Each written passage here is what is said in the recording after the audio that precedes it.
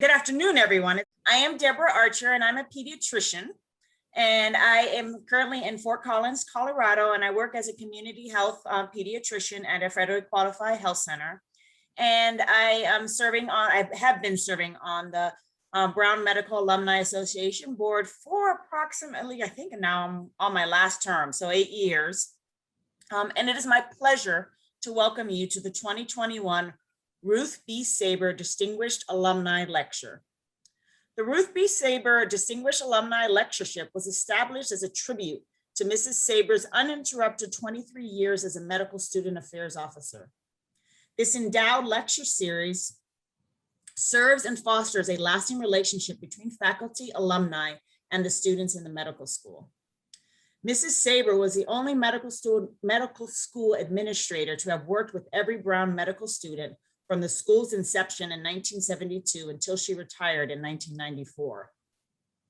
I also like to recognize the family and friends of Mrs. Sauber, including Richard and Pam Sauber and their daughter Elise, who graduated from Brown last year. Congratulations. I do have a few housekeeping tips before I introduce our speaker. You'll find the chat function is disabled, but we invite you to submit questions and comments and thoughts for the discussion via the Q&A function, which you'll find at the bottom of your screen. Okay. I have the distinguished honor to introduce a colleague and a friend, Dr. Kathleen Ferrer, who is an attending physician in the Pediatric Hospitals Division and Special Immunology section of the Infectious Disease Department at Children's National Hospital, and an education lead for its Global Health Initiative. Kathy also serves as a clinician for the Children's National Immunology Clinic, caring for children with perinatal and horizontally acquired HIV. She served as a medical director of the Baylor College of Medicine, Bristol Myers Squibb Children's Center of Excellence in Lesotho, South Africa, where she assisted with a scale up of pediatric HIV and care and treatment for the country. Dr. Ferreira later became involved in pediatric HIV projects in Romania, Kazakhstan, and China, where she encountered many of the same challenges, namely the accessibility and affordability of antiviral drugs. Dr. Ferreira is actively contributing to training the next generation of our global health providers, and she has lectured frequently on pediatric HIV, malnutrition, tuberculosis, and global health topics in sub-Saharan Africa, Romania, Kazakhstan, China, and the United States. And most recently, she has used her expertise to support the COVID-19 vaccine rollout in Washington, D.C.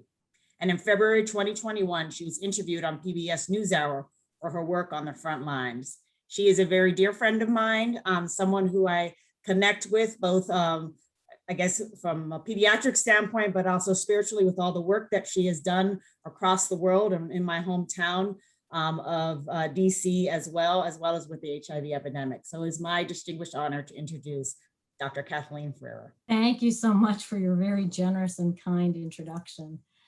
Speaking at Brown commencement is an immense honor and privilege. Reading the bios of our other speakers and knowing what my friends have done and have accomplished from Brown, it's very humbling to be chosen as the Ruth B. Sauber lecturer in particular. I did not know her personally, but her devotion to Brown and the relationships that she fostered and cherished here are admirable. This general feeling of awe amongst colleagues and friends reminds me of when I first stepped foot on the Brown campus over 25 years ago. So big shout out to the class of 1995. I was surrounded by brilliant, talented, visionary people. I attended TWTP, the Third World Transition Program, and there began my Brown education. It set a model for my life to question, be ever curious, and do what's right, not what's easiest. To analyze to the nth degree, for discernment and betterment of our community. And that has translated to everything I've done moving forward. Brown demands that you look at and consider nuances. It gave me the blueprint to understand that words paired with action can change lives. And as you can see, it will bend the curve of humanity. And so I always start off with a clinical picture. This is what inspired me to go into medicine in the first place, to save lives and make the world a better place. I want you all to remember that. Every one of you has an amazing skill set You can transform a person's life by what you do every day. It's quite a responsibility and a privilege. And I'm not just talking about the doctors out there. As you'll see, medicine is a team sport, and every person has the power to be kind and make someone's life a little bit easier. This picture is circa 2005 in sub-Saharan Africa. I was just out of residency, so just a few years older than you. I completed my MedPeds training at Baylor, and this is what I found myself doing. I was working with BPI, the Baylor International Pediatric AIDS Initiative. I was tasked with starting the first pediatric HIV clinic in Lesotho, a tiny country in sub-Saharan Africa, also known as the Mountain Kingdom. As you can see, this is a severely malnourished child, and if you can believe it, he's 3 months old. He presented with severe respiratory distress and hypoxia, had pneumocystis, pneumonia, and AIDS. Our equipment was substandard. As you can see, everything was the wrong size, too big of a mask, way too big of the chest leads. I'm here attempting to put in an IV, and my very good friend and colleague, Dr. Dineo Tahane, is managing the airway. He eventually died. At the time, funerals were happening every weekend. In 2005, 50% of children with HIV would die by age 2 if nothing was done.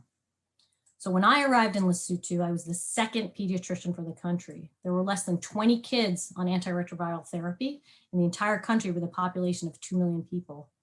We had a monumental task in front of us, scaling up pediatric HIV care and treatment for a country with limited resources, where the GDP per capita was $700 per year. I thought I would stay for just 1 year, but I ended up living in Lesotho for 4 years. Now let's fast forward. 15 years, March 15th, 2020. I am now an attending pediatric hospitalist and an HIV specialist at Children's National in Washington, DC, as Deborah mentioned. So this snapshot, as you know, has become a modus operandi of the year of COVID. This is our hospital medicine division. You can see there are a few former Brown alums in this picture. And I specifically point out Dr. Kavita Parikh, who was very sweet to share the very first picture I showed of the brown bear when she was back on campus in the springtime. So I also happen to be the on-call doctor for occupational health. Now, occupational health is not a very glamorous job or anything I really ever set out to do, but I had a med-peds background. Most of the calls for occupational health overnight were related to needle sticks and the concern for HIV transmission. So occupational health from our institution bought out some of my time to be on call. Well, I happened to be on call the weekend that everything closed. As we were locking down, we had to scramble to put together a program to keep our staff, patients, and families safe. We set up an internal triage, testing, isolate, and quarantine and return to work system to give our employees easy access to a health provider and to testing. Every day I would meet with our team and we would decide which 6 employees would get prioritized for testing in our internal laboratory and which ones we would send to Quest. The first batch we sent to Quest took over 14 days to result. Employees were pretty much done with isolation by the time we had received our results. I found myself using the same skill set I had used 15 years ago when I had arrived in Lesotho to address the burgeoning pediatric HIV epidemic. When our second employee tested positive at Children's National, the entire leadership team was notified.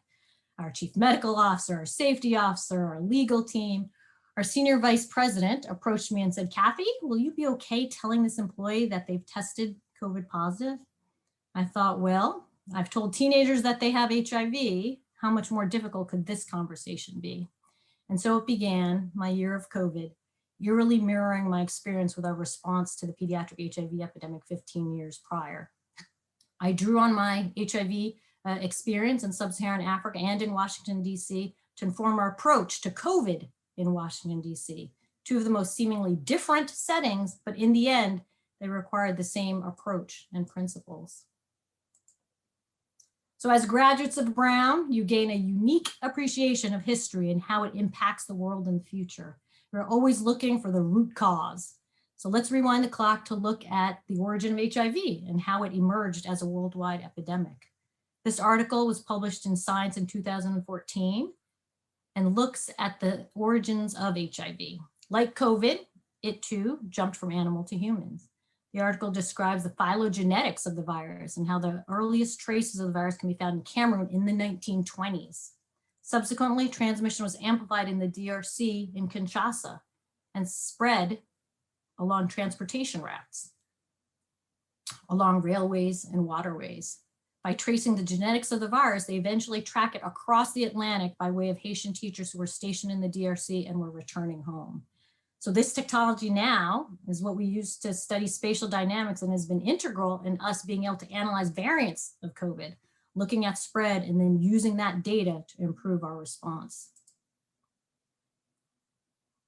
It wasn't until 1981 that the CDC MMWR report first describes HIV/AIDS, compiling a case of 5 men in Los Angeles who were diagnosed with pneumocystis pneumonia, 2 of whom had died.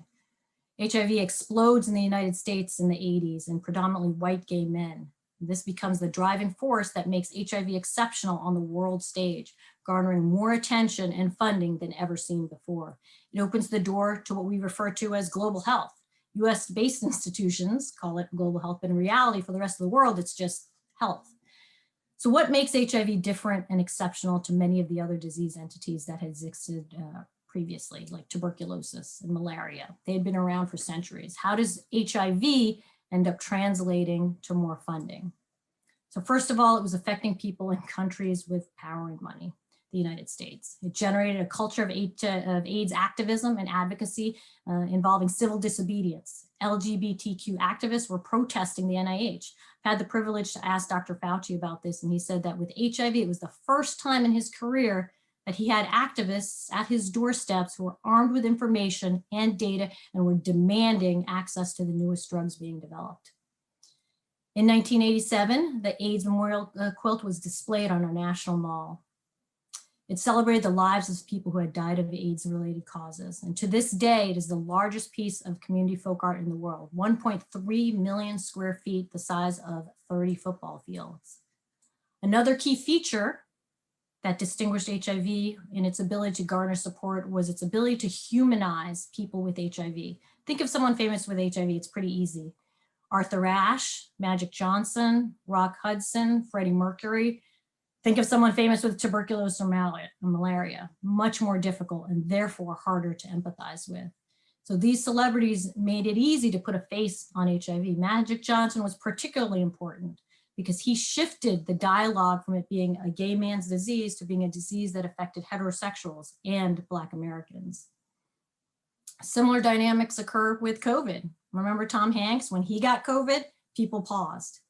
HIV/AIDS could not be ignored and it was prioritized on the political, research, science, and advocacy agenda.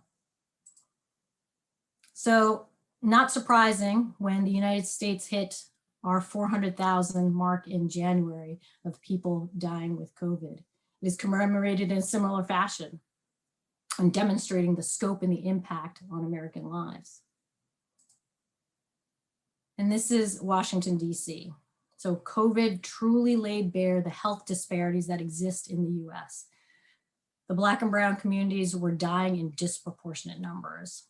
This is the total number of lives lost due to COVID in Washington, D.C., with the darker red being more prevalent in terms of number of deaths.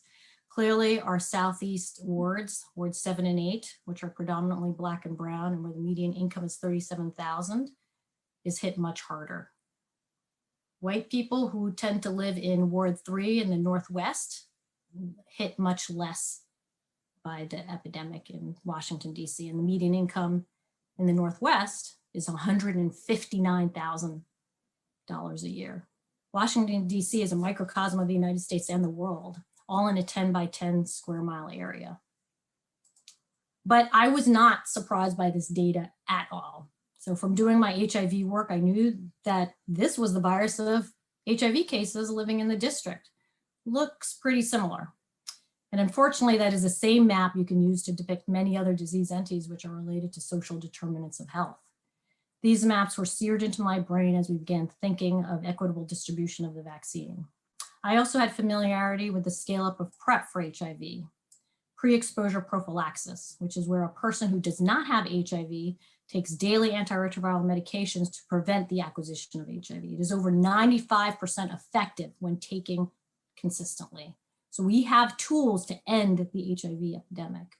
With PrEP scale up in DC, uptake was lowest in the wards that had the highest HIV prevalence.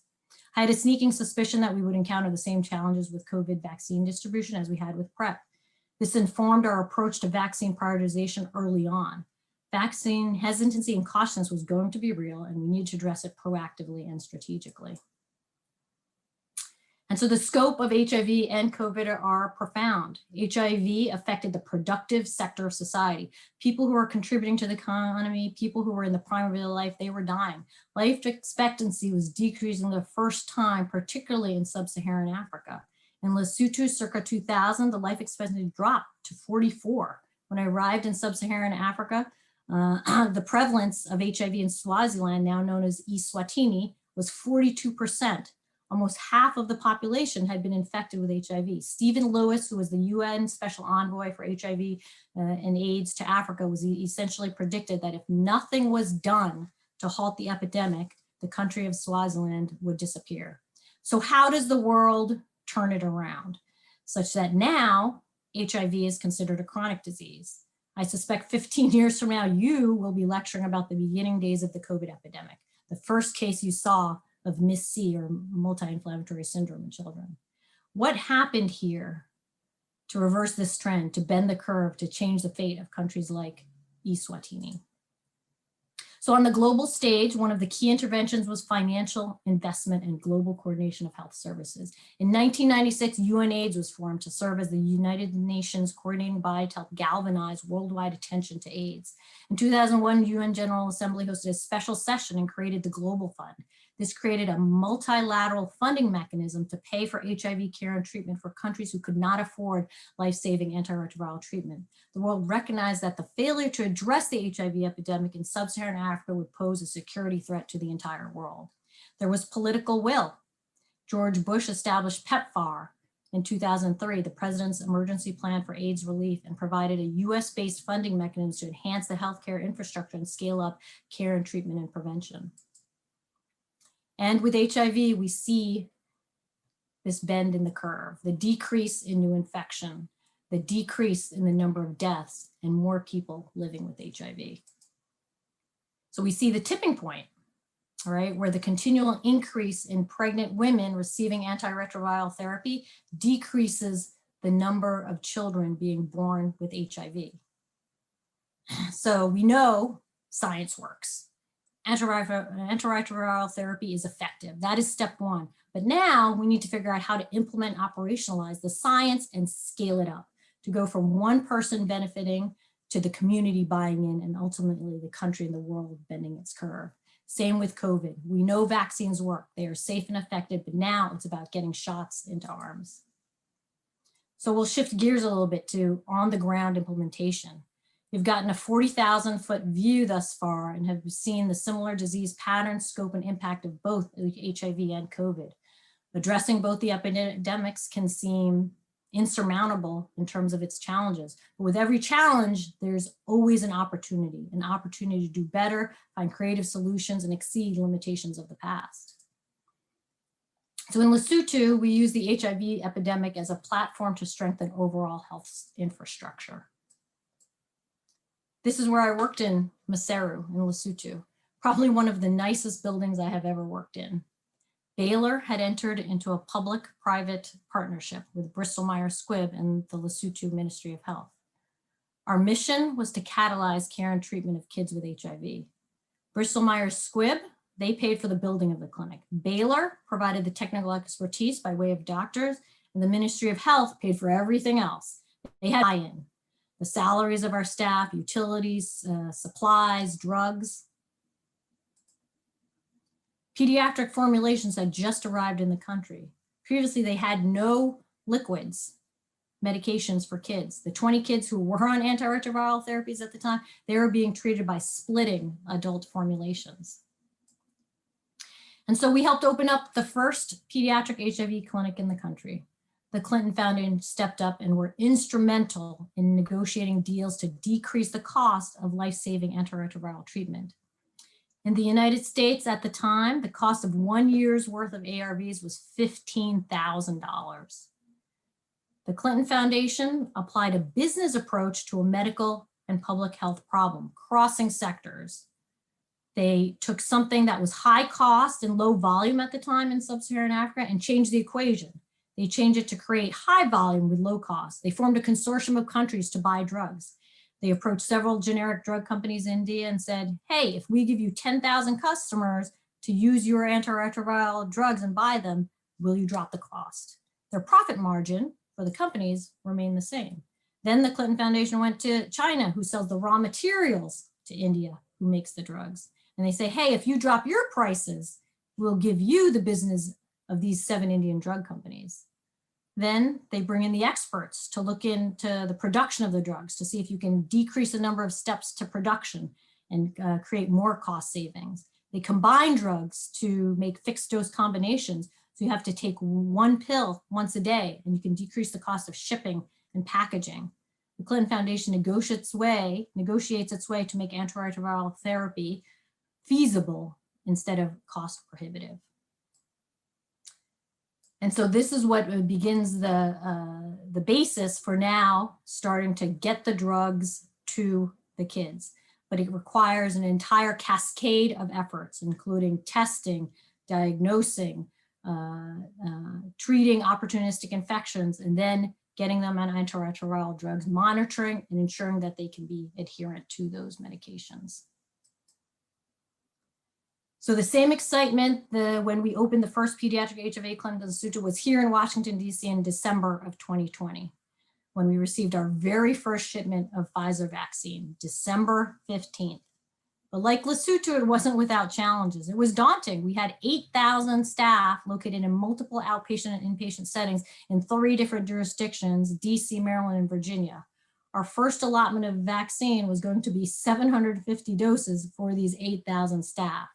And the schedule of future vaccine shipments was unknown.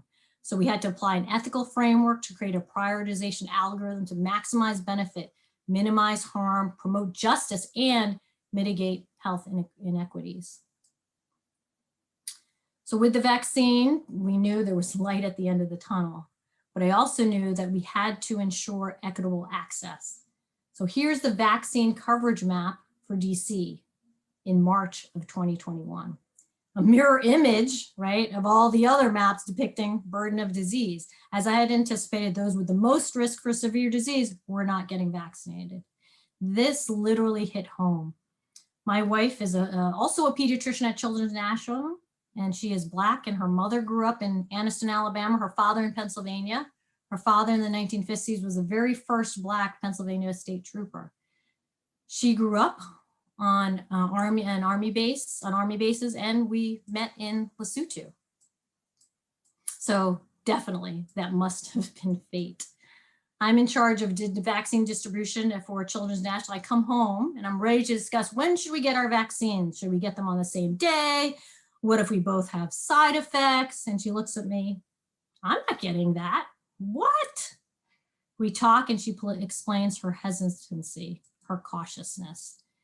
It was in that moment that I had a glimpse of the trauma that had been seeded centuries ago and the reason why disparities continue to exist and be exacerbated. To equitably roll out the vaccines, it was important to understand and acknowledge the historical context of vaccine hesitancy and caution. This was not going to be a build it and they will come. And that is when many of the lessons I learned in Lesotho became especially applicable.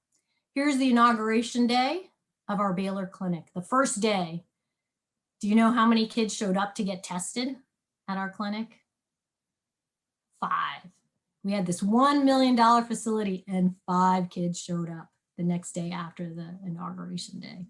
So just as much as healthcare is about medicine, equally important, even more important, I would say, and I've learned, is that communication, messaging, and trust are essential.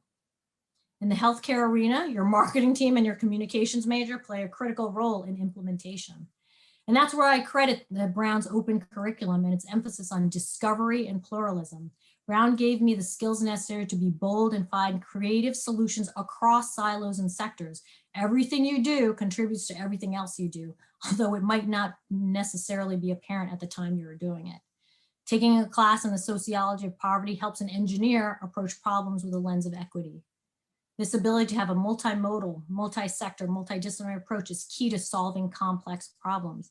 I always say that the medical doctor's part is actually the easiest in terms of prescribing medications. It's our social workers, our case managers, our nutritionists, our psychologists who do the heavy lifting. Being able to understand and have that integrated approach is essential to medicine and to public health. Getting community buy-in requires effective messaging and trust. So how did we gain that trust in Lesotho? Listening, being present, transparent, accessible, accountable, and persistent. And this is what we did to address hesitancy and cautiousness with our own employees in Washington, D.C. We need to be a trusted source for vaccine information. Our occupational health team gave out our cell phone numbers. We identified trusted messengers, one of them being my wife, who had initially expressed her cautiousness. I asked her, as a Black woman, to host in-person huddles at change of shift for our cadres that we knew were hardest hit, those with predominantly Black and brown staff members, our front desk, security, environmental service workers. We texted reminders about upcoming vaccine clinics, and we went old school, putting up flyers in break rooms and bathrooms. We knew that to get our vaccination rate up, we had to meet people where they were, both literally and figuratively.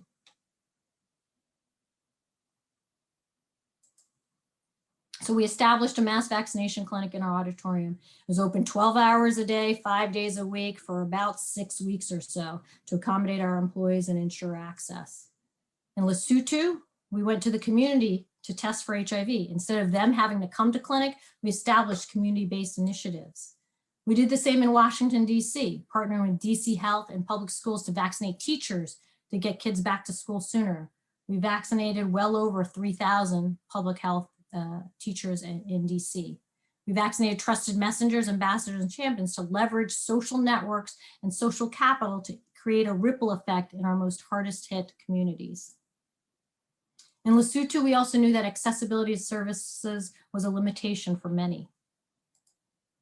There were transportation challenges. It would take hours to travel through the mountainous terrain to get to the capital city where our initial clinic was built. So we went to them. We partnered with faith-based organizations, Mission Aviation Fellowship here, to fly our doctors out to the most remote areas to teach the local clinicians how to provide care. And again, we did the same in DC. Not quite to the same extreme. As you remember, DC is only a 10 by 10 square mile area, but it was the same concept. We took our mass vaccination efforts out and we decentralized, bringing vaccines to the wards that were affected most. Like in Lesotho, we centralized, catalyzed, and then decentralized our efforts. Here I am in one of our outer districts in Lesotho, teaching nurses how to diagnose, treat, and manage kids with HIV. Everything we did in Lesotho was always a team effort. We trained and learned from pharmacists, doctors, nurses, epidemiologists, the Ministry of Health. And of course, the team approach has been essential to the COVID response. This is one of our senior occupational health administrators and 2 of our nurses, but not pictured here are the countless of other team members from across sectors and silos: pharmacy, PR and marketing, legal, HR, supply chain managers, and residents. Everyone had a role to play. And here's the latest curve from the New York Times. I am cautiously optimistic. The vaccine is doing its job thus far, but just like HIV, we always warn against complacency. We can transform the lives of our patients and families. This is one of my kiddos who came in severely emaciated, had tuberculosis, malnutrition, and HIV. We started him on antiretroviral therapy, and 2 months later, that was him. I remember he literally ran into the exam room, taking off his shirt, tearing off his jacket so I could take his picture. So if we can go from that to that, then I am certain, I have no doubt that we can go from this to this. So congratulations to the graduates and their families. Your resilience and grit through this past year will serve you well. You can thrive through adversity and know that you will go forth and shape our world. With your voice, your vision, and kindness in your heart, you will be the agents of change.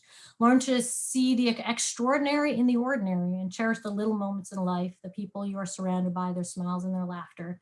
Usually the sum of small things in life matter much more than the big things. Be a lifelong learner. That is being ever true. And a few thank yous, special acknowledgement to Deborah and Suchin for generously nominating me. They could easily have been the ones selected for this honor. Thank you to Amy and Kayla and Kevin for guiding me through this process. To my parents, my mother is a feisty Filipino nurse who teaches me to fight for what's right and what's fair. My father, a steadfast engineer who models kindness and generosity every day. My brother, sister-in-law, and nephews, Ryan and Braden, who keep me on my toes. My in-laws, who are a constant source of support and wisdom. Of course, my wife, whom I adore, and she inspires me and makes me laugh every day. So with that, I'm going to turn it over to Amy. Thank you so much, Kathy. That was amazing. Hi, everyone. I'm Amy Umstetter. I'm the Director of Donor Relations and Engagement for the medical school. And I'm going to help moderate some of the questions that have been coming in during Kathy's amazing talk. I'd like to invite everyone to use the Q&A function at the bottom of your screen if you'd like to ask a question. We have a few queued up already. So if it's okay with you, Kathy, I'll just start on in. Sure. So the first one that came in, when it has taken decades to develop treatments and cures and vaccines for certain illnesses, how did COVID-19 testing protocols and vaccines come so quickly? That is a great question. Actually, that is what has been the crux of a lot of that has been the root of a lot of people who want to wait and see before they get their vaccine. And so one of the issues with the Pfizer vaccine in general was the fact that you had to have 6 doses, otherwise they would expire in 6 hours. And so oftentimes I would find myself going around our hospital trying to find people to take our extra doses, literally vaccines, extra doses. And that though gave me the opportunity to get to talk to people to find out, why were they waiting or why didn't they want it then? And that was probably one of the #1 questions was like, well, how did it happen so fast? And really in retrospect, again, with the HIV epidemic, it really set up the foundation to then be able to do these clinical trials quickly. Because, we've been trying to find an HIV vaccine for, decades. And so they had all that infrastructure in place so then they could easily pivot to then do COVID vaccine trials. Not only that, it was really not just a year in terms of developing this vaccine, that mRNA technology, which is phenomenal, that started 20 years ago. And it just so happened that when the COVID epidemic hit, that then found the application for this amazing technology that had taken time to develop. Where first, they realize that you can have these mRNA vaccines and then they have to be able to deliver the vaccines. One of my very good friends, Dr. Tejal Desai, graduated from Brown 1994. She is a nanotechnology expert, and that technology then allowed us to pair the mRNA and encapsulate it in lipid molecules so they could be delivered to the muscle. And then after that, it then was found because of the epidemic, the MERS epidemic in the 2000s, that the protein you needed to target was a spike protein. And because we had that information, and then we had all the technology that had developed with regards to doing genetic code and doing whole genome technology, that in a weekend they were able to decipher the genetic code that coded for the spike protein and coronavirus, and then develop this vaccine. And so really it's been this order of steps that has been really almost a minor miracle in terms of coming together so that we could get this vaccine tested and approved within a year. So it really was the lifeboat that was sent to us to say that's been building for decades. You must have so many sort of stories of, or hope you have lots of stories of people changing their mind. Like, what did you find sort of turned the tide for some people? Like, I'm sure it was different for lots of different folks, but what were some of those key things that were turning points for folks that they're like, oh, okay, I see, I need to do that? Another great question. That's where, again, that lesson learned when I came home and my wife said, no, I'm not going to get this vaccine. I was like, what? That really gave me that glimpse into that deep-seated cautiousness, I would say, of distrust in the system, in our institutions, in healthcare. And knowing that, again, makes you acknowledge it and know that it's authentic. It's not, that they're following these crazy myths on the internet, that it is based in something real. And then being able to, I think, empower people to look up information for themselves. Like I said, after, we had our little, I won't say it's an argument, but let's say we had a discussion about the benefits of vaccination in our family. My wife looked at information and then she became the best spokesperson for it, really, as a trusted messenger.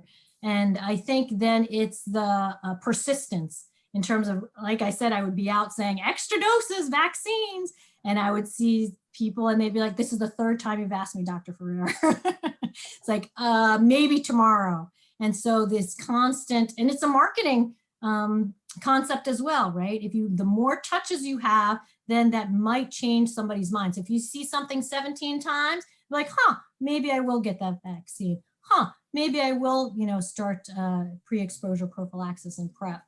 And so it's really this consistent, effective, constant messaging, and also knowing why people are hesitant and addressing those, of going, again, it's going to be the local that wins this, right? The on the ground game of, faith-based organizations reaching out to their parishioners, and really being able to get to the heart of why they're cautious and validating that.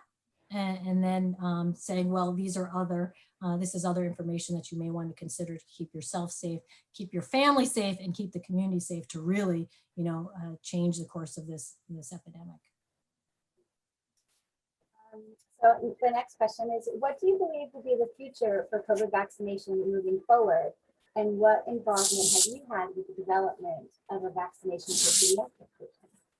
That is a Conversation great in question. mind. That is the $1 million question. I'll tell you. So now, as sort of the COVID response occupational health doc, that's the question I get all the time. Are we going to need to get boosters? Or we need to get shots every year? Right now, we just don't know. It is, as Dr. Fauci has said, it's a foot race, right? In terms of the reason we would need another vaccine is if there develops a variant that our vaccine doesn't work against. And again, the reason you get variants is if the virus mutates, it changes, it becomes a variant, and then our vaccines don't work. So really, it was quite scary to see what was happening now in India in terms of their surge. And again, looking at it and analyzing it, there's a homegrown variant there that I think it's the B.1.617. And again, we don't know if our vaccines will work against that or not. And if that starts spreading, that again, lessons learned from HIV is if it happens in one part of the world, it can affect the rest of the world. So we know that now. And so we have to pay attention to that. So I don't know if we're gonna end up needing to do boosters. In terms of my involvement in vaccine development. So I'm not a researcher. I do not do clinical trials in terms of, deploying them, but I definitely have leave that to many of my colleagues who are amazing clinician scientists. But I definitely, the important part for me is soaking up that information and then being to apply the science and then go to operationalizing and implementation. You must get questions from parents about it. Oh, all the time, yes. Especially because, that's the sector of our population right now. I think our employee hospitalization rate is approaching 80%, which is great. For the rest of the country, it's still at 46%, but also a lot of our population are kids. And so once that vaccine gets approved for kids, that's gonna also change the face of this epidemic. Right now, we do see patterns of, a variant in the DC area, certainly a different pattern of transmission than a couple of months ago where, whole households are getting infected. The only person not getting infected is the person who's vaccinated. And again, that's where if you're vaccinated and you get your whole household vaccinated, then you get to that herd immunity and that ability to suppress viral replication in the entire community. You mentioned the Clinton Foundation's work in HIV. Can you comment on the Foundation's doing interesting and effective work now So I had lots. That was probably one of my favorite partnerships when I worked in Sub-Saharan Africa in Lesotho, was with my Clinton Foundation friends, because they were, they applied that business aspect to medicine, which sometimes we forget about, but is essential in actually getting things done. So I am not currently involved with anything that the Clinton Foundation does. But if he's listening, hey, would love to. We'll send him the tape. Sounds good. So I'm not sure. I know they have expanded. It used to be called CHI, Clinton HIV/AIDS Initiative, and then it has morphed multiple times, just like Baylor has, in terms of, instead of just focusing on HIV, again, use it as a platform, as a vehicle, as a mechanism to then address broader issues, right? As a way to then increase and improve quality and health infrastructure. Please share with us the #1 lesson you learned in your 15+ years in Lesotho that you saw implemented during the COVID pandemic that you feel really benefited medical professionals. Let's see, the #1 lesson. It really is listening and learning. I would say that's the one thing over this past year. We created daily occupational health huddles where every day we would meet for an hour and talk about the employees who were infected, the employees we have quarantined, and we would go over the most recent data. So it was almost like a CME every day of our multidisciplinary team. So not only doctors, but nurses, PAs, NPs, our administrators, and our HR, which I've learned a lot about HR in the past year. Whole new skill set. Yes, it's a broad skill set, exactly. And that's what, really then, implementation requires, is this broad skill set. And so I would say listening and learning, and always being able to question and say, just like, when they pulled the plug on the Johnson & Johnson vaccine after 6 people, we were able to locate 6 people with cerebral venous thrombosis. I mean, and then you have to decide, is that a red flag or is that a red herring? And always questioning, are my assumptions correct? Do I need to get more data before I change, the course? So being really intentional about that is, I think my biggest lesson learned is, listening and learning all the time. Like, things change, and you just need to, again, keep up with it and be willing to change with it, but also know when you need to persist. Right.